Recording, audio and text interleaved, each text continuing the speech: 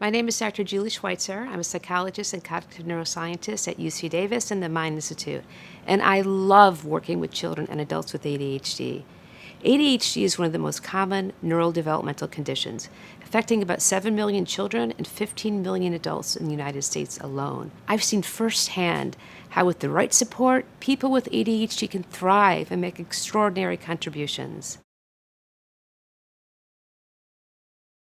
I'm deeply grateful for the federal funding that supports my lab's work.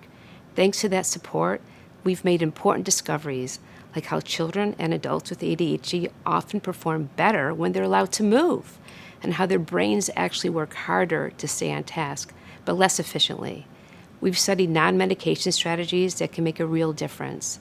And now we're working toward developing better, more objective ways to assess distractibility in real-world settings like classrooms and during homework.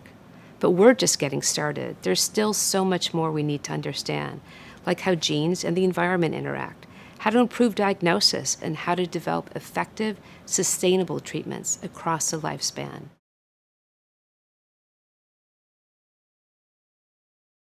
One of the first findings that we had is that people with ADHD use their brains differently to perform the same task, so they perceive information differently, which means that we have to think about how we're presenting information to them.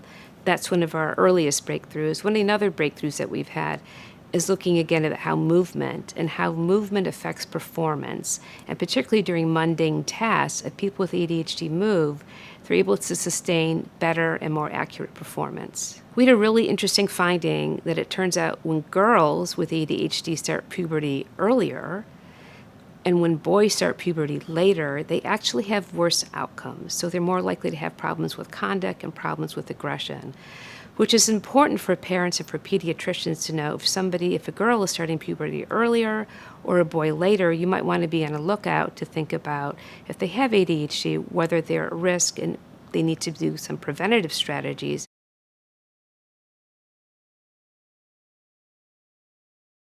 Federal funding is critical for ADHD and has actually been underinvested in over the past several decades because people just assume if you have a pill, you can fix ADHD. But the treatments that we've been using are the same ones that we've been using for decades and decades. And we find that they don't have long, sustainable, positive effect for people with ADHD. So that tells us that we really need to invest more, particularly because ADHD is so prevalent, and all of us know somebody who has ADHD. Without more funding and sustained funding, we aren't going to find better ways to help people over the long term. And also, we're worried about diagnosis because still at this point, at times it's subjective, and we really think that we can do better in terms of how we're evaluating ADHD. If we cut federal funding for ADHD research, we're sending a message that we're content with the status quo, and I'm not.